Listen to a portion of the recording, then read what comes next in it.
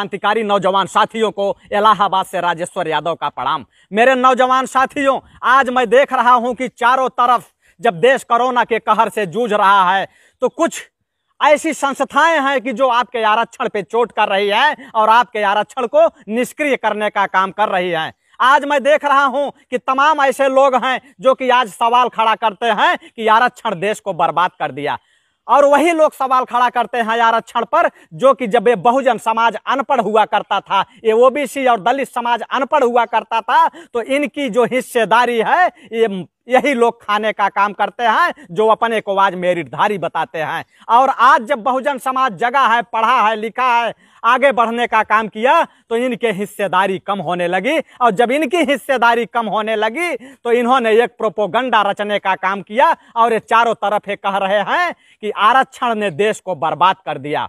मैं इनसे पूछना चाहता हूं, मैं इनको खुला चैलेंज देता हूं कि कभी आकर के हमसे आरक्षण पर ही डिबेट कर लेना, अगर तुम्हारी मां ने तुम्हें दूध पिलाया है तो। जो लोग ये कहते हैं कि आरक्षण ने देश को बर्बाद किया, मैं उनसे ये पूछना चाहता हूं कि आजाद भारत में अब तक 15 प्रधानमंत्री बन चुके हैं। इन 15 प्रधानमंत्री में कितने आरक्षण के लोग बने हैं, यह बताने की कोशिश करो।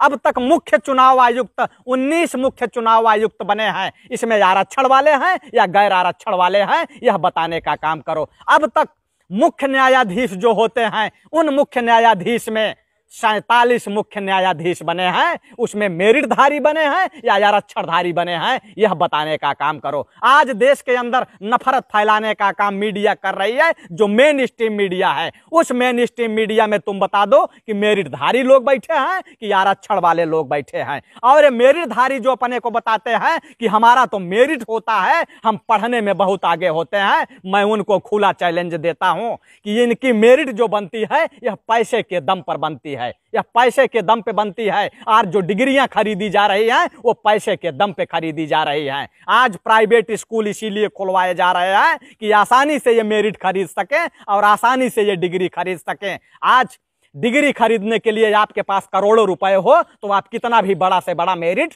बनवा सकते हैं।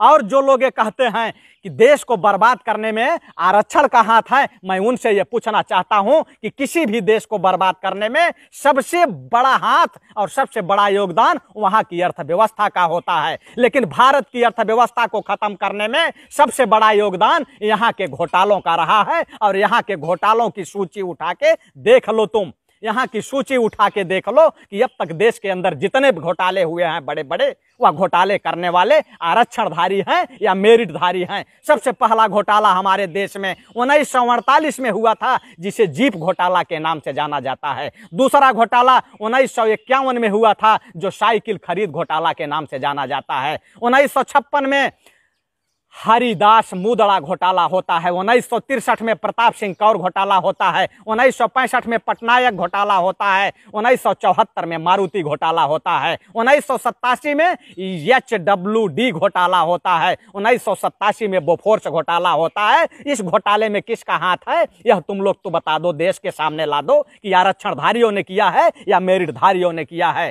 1992 में हर्षद घोटाला होता है, यूरिया घोटाला होता है, चीनी घोटाला होता है, जूता घोटाला होता है, और 96 में चारा घोटाला हो जाता है, जगन्नाथ मिश्रा का चारा घोटाला जगन्नाथ मिश्रा करता है और नाम लालू यादव का आता है। यही मनु मीडिया के सहारे, जो मीडिया में बैठे लोग हैं, यही मेरिटधारी, यही लालू यादव का चरित्र गढ़ते हैं कि ये तो पिछड़ों की बात करता है, या तो दलितों की बात करता है, या गरीबों की बात करता है। उसका चरित्र गढ़ करके जेल भेजने का काम किए, और वही जो सबसे बड़ा चारा चोर जगन्नाथ मिश्रा, वह बेल पे बाहर घूम रहा था।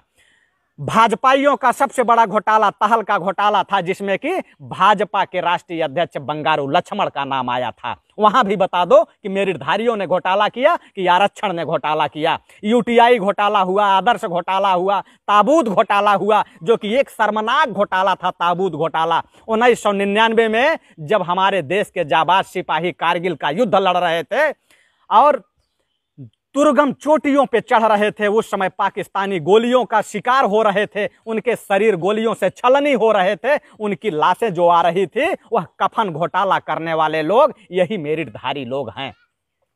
ताबूत के नाम पर जब कफन घोटाला कर रहे थे, ये कौन लोग हैं जो कि लाशों को भी नहीं छोड़ रहे थे, इनसे पूछिए कि वो मेरिटधारी हैं कि आरक्षणधारी हैं। उसके बाद 2G स्पेक्ट्रम घोटाला हुआ, राफेल घोटाला हुआ, तमाम बड़े बड़े घोटाले हुए हैं। अगर उन घोटालों की सूची निकाल दिया जाए तो 3 दिन लग जाएगा पढ़ते पढ़ते कि देश को बर्बाद मेरिटधारियों ने किया है कि आरक्षणधारियों ने किया है। उसके बाद देश का पैसा लूट करके विदेश भागने वाले लोग, जिन्होंने कि बैंकों को डुबा दिया, वह चाहे ललित मोदी हो, चाहे मेहुल चौकसी हो, चाहे विजय माल्या हो, चाहे विक्रम कोठारी हो, वह जो लोग देश का पैसा लूट लूट के आज विदेशों में सेटल हुए हैं, ये कौन से लोग हैं, यह भी बताने का काम करो। लेकिन मनु मीडिया नहीं दिखाएगी। यह मीडिया इसलिए नहीं दिखाएगी क्योंकि वहां जो बैठे हैं लोग वो आरक्षणधारी नहीं है। आरक्षणधारी होते तो वो देश की सच्चाई दिखाते। आज ISI से संबंध है और पाकिस्तान के लिए जो जासूसी करने वाले लोग हैं, ये कोई आरक्षणधारी नहीं है। कोई आरक्षणधारी हो तो उसका नाम बता दो कि ISI के लिए काम कौन करता है और पाकिस्तान के लिए जासूसी करने का कौन काम किया है। यही लोग हैं जो पाकिस्तान की जासूसी काम किए हैं। कोई आरक्षणधारी पाकिस्तान की जासूसी के लिए काम नहीं किया।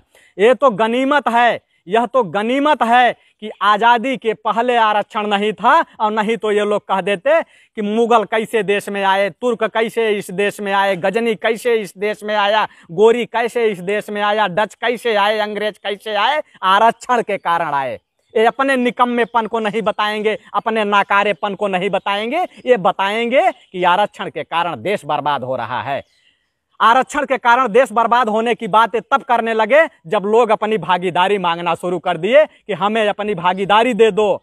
तो ये भागीदारी इनको हजम नहीं हो रही है। इनको चाहिए कि ये देश का 100% हिस्सा अगर ये लोग खाते रहेंगे तब तो ठीक है। अगर आप लोग अपनी हिस्सेदारी और भागीदारी मांगोगे तो कहेंगे कि आरक्षण ने देश को बर्बाद कर दिया। मैं खुला चैलेंज करता हूं कि कोई भी आकर के आरक्षण पर मुझसे बहस कर ले कि आरक्षण ने देश को बर्बाद किया है, या एक जो खरीदारी करके मेरिट बनाते हैं और डिग्री खरीदने वाले लोगों ने देश को बर्बाद किया है, यह मैं बताने का काम करूंगा।